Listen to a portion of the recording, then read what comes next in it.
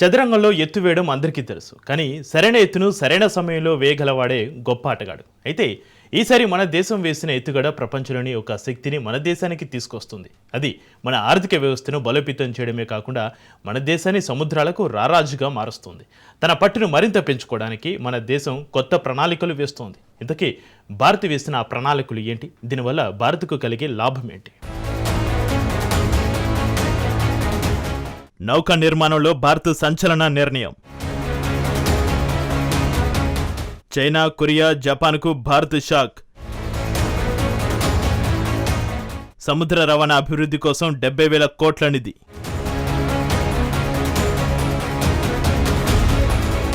అవకాశాన్ని ఎలా సద్వినియోగం చేసుకోవాలో మన దేశానికి బాగా తెలుసు. ట్రంప్ విధించిన సుంకాల ఒత్తిడిలో కూడా మన దేశం దౌత్యపరంగా విఫలం కాలేదు. అవకాశాన్ని చేజార్చుకోలేదు. ఎందుకంటే అమెరికా సుంకాల వల్ల మన ఎగుమతిదారులపై కొద్దిపాటి ప్రభావం ఉన్నా దాన్ని తగ్గించడానికి వారికి ఆర్థిక సహాయ ప్యాకేజ్ ఇవ్వాలని మన ప్రభుత్వం ఆలోచిస్తోంది. అంతేకాదు, గత నెల లెక్కలు వచ్చినప్పుడు అందరూ ఆశ్చర్యపోయారు. ట్రంప్ సుంకాలు విధిస్తూనే ఉన్నా జూలై నెలలో మన ఎగుమతులు తగ్గకపోగా 7.3% పెరిగాయి. ఇంకా చెప్పాలంటే వాణిజ్య లోటు 8 నెలల రికార్డును బద్దలు కొట్టింది. అయితే ఇంతకంటే పెద్ద విషయం మరొకటి ఉంది. ఈ ఎగుమతులను సముద్ర రంగంలో తన పట్టును మరింత పెంచుకోవడానికి మన దేశం కొత్త ప్రణాళికలు వేసింది. షిప్పింగ్ సేవలను మన నియంత్రణలో ఉంచుకోవాలనే ఉద్దేశంతో మన ప్రభుత్వం సముద్ర రవాణా అభివృద్ధి కోసం 70,000 కోట్ల నిధిని కేటాయించబోతోంది. ఎందుకంటే ఇప్పుడు మన దేశం దృష్టి ఎక్కడో లేదు, నేరుగా గ్లోబల్ షిప్ బిల్డింగ్ ర్యాంకులపైనే ఉంది.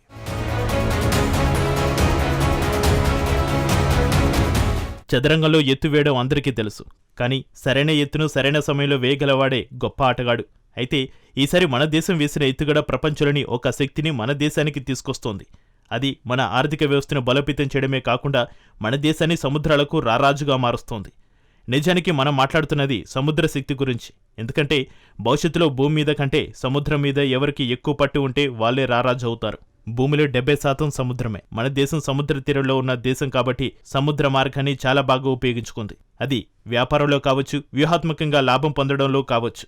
ఎందుకంటే మన దేశపు తీరాలను సముద్రపు అలలు తాకినప్పుడు అందులో కేవలం నీటి శబ్దమే కాదు, అందులో భవిష్యత్తు యొక్క శక్తి, వ్యాపారము కల సముద్రపు శక్తి యొక్క ప్రకటన కూడా దాగి ఉన్నాయి. దానిని మన దేశం ఇప్పుడు గుర్తించింది. పురాతన కాలంలో భారతదేశాన్ని విశ్వగురువుగా మార్చింది.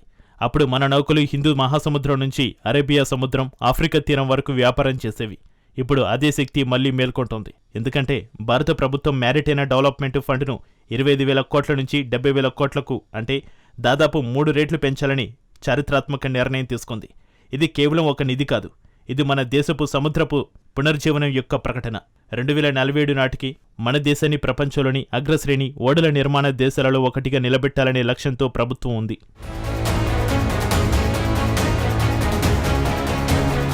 ఇలాంటి నిర్ణయం తీసుకోవడానికి ప్రధాన కారణం, మన దేశం ఇంత పెద్ద దేశమైనప్పుడు, దాదాపు 7,500 కిలోమీటర్ల పొడవైన సముద్ర తీరం ఉన్నప్పుడు మనం ఎందుకు వెనకబడి ఉన్నామనే ప్రశ్న తలెత్తుతోంది. నిజం చెప్పాలంటే ప్రపంచ నిర్మాణ మార్కెట్లో మన దేశం వాటా కేవలం 1-2% మాత్రమే. అంటే ప్రపంచం నౌక నిర్మాణ మార్కెట్లో మన భాగం దాదాపు 0. దీనికి కారణం నౌకలకు తయారు చేయడానికి ఎక్కువ సమయం, భారీ పెట్టుబడి అవసరం.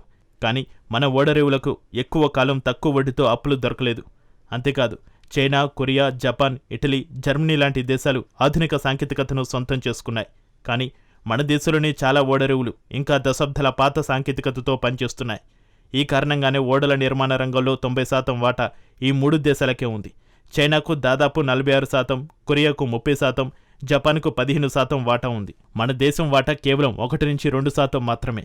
మిగతా భాగం యూరోప్, ఇతర దేశాల దగ్గర ఉంది. దీనికి మరో కారణం రిపేర్ హబ్స్ తక్కువగా ఉండడంతో లాజిస్టిక్ సపోర్టు బలహీనంగా మారింది. అది కాకుండా చాలా కాలం పాటు ఓడల నిర్మాణాన్ని తయారీ రంగంలో ఒక వ్యూహాత్మక భాగమని పరిగణించలేదు.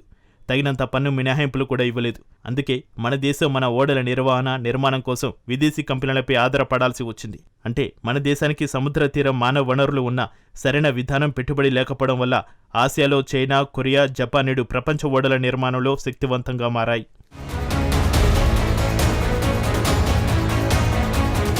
ఆ 3 దేశాల వారు తమ ఆర్థిక వ్యవస్థను ఓడల నిర్మాణం, షిప్పింగ్పై ఆధారపడి నడిపిస్తున్నారు. చైనా ప్రపంచంలో తయారీ కేంద్రం కావడానికి కేవలం కర్మాగారాలు మాత్రమే కారణం కాదు. చైనా దగ్గర చౌకైన, శక్తివంతమైన ఓడలు ఉన్నాయి. అవి ప్రపంచమంతా వస్తువులను చేరవేస్తాయి. అందుకే చైనా ఉత్పత్తులు చాలా చౌకగా ఉంటాయి. ఇప్పుడు అదే శక్తిని మన దేశం చేతుల్లోకి తీసుకోవాలని అనుకుంటోంది. అందుకే అవకాశాన్ని గ్రహించిన మన దేశం ఈ లోపాన్ని భర్తీ చేయడానికి చారిత్రాత్మక చర్య తీసుకుంది. మ్యారిటైమ్ డెవలప్మెంట్ ఫండ్ను 70,000 కోట్ల వరకు పెంచింది. ఈ డబ్బును ఒకే చోట కాకుండా ఓడల నిర్మాణం, ఓడల రిపేర్ హబ్స్ను తయారు చేయడంలో, పోర్టు మౌలిక సదుపాయాలలో పెట్టుబడిగా పెట్టనున్నారు. అంతేకాకుండా షిప్పింగ్ టోనేజ్ అంటే మన దేశం సొంత ఓడల సంఖ్యను పెంచుతోంది. దీనివల్ల మన వస్తువులు సరైన సమయానికి ఎగుమతి అవుతాయి. అలాగే ఎగుమతి ఖర్చు తగ్గుతోంది. ప్రస్తుతం వచ్చిన ముఖ్యమైన వార్త ఏమిటంటే, shipping corporation of India $2 billion ఒప్పందంలో దేశీయంగా తయారు చేసిన ఓడలను కొనుగోలు చేయబోతోంది. ఇది మన దేశ నిర్మాణ పరిశ్రమను ప్రోత్సహించడానికి ప్రభుత్వ పథకంలో ఒక భాగం. ఇప్పుడు మన దేశం 70,000 కోట్ల పెట్టుబడి పెట్టబోతోంది. ఇందులో ఒక ప్రత్యేకత ఉంది. ఈ డబ్బును ప్రభుత్వం ఒక్కటే ఇవ్వదు.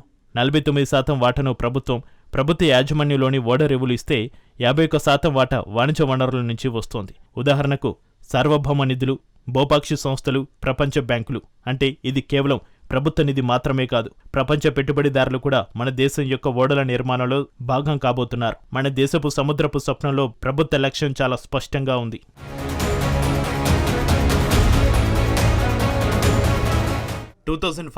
నాటికి టాక్ 5 ఓడల నిర్మాణ శక్తుల జాబితాలో చేర్చాలి. అన్ని మార్గాలు స్పష్టంగా ఉన్నప్పటికీ ఒక విషయం మాత్రం మన దేశానికి అడ్డంకిగా ఉంది. అదే ఓడల హృదయాన్ని నడిపే మెరైన్ ఇంజన్. దీన్ని మన దేశం ఇతర దేశాల నుంచి దిగుమతి చేసుకుంటుంది. ప్రస్తుతానికి మంచి వార్త ఏమిటంటే, అమెరికా సుంకాల వల్ల మన దేశ ఎగుమతులు ఎక్కువగా ప్రభావితం కాలేదు. అయితే 50% సుంకాలు విధించడం వల్ల తమిళనాడులోని బట్టలు, వస్త్రాలు, ఆటో విడిభాగాలు, తోలు, చెప్పులు లాంటి చాలా రంగాలు ప్రభావితమవుతాయి. ఈ ప్రభావాన్ని తగ్గించడానికి ఎగుమతిదారులకు మన దేశం ఆర్థిక ప్యాకేజీ ఇచ్చే అవకాశం ఉంది.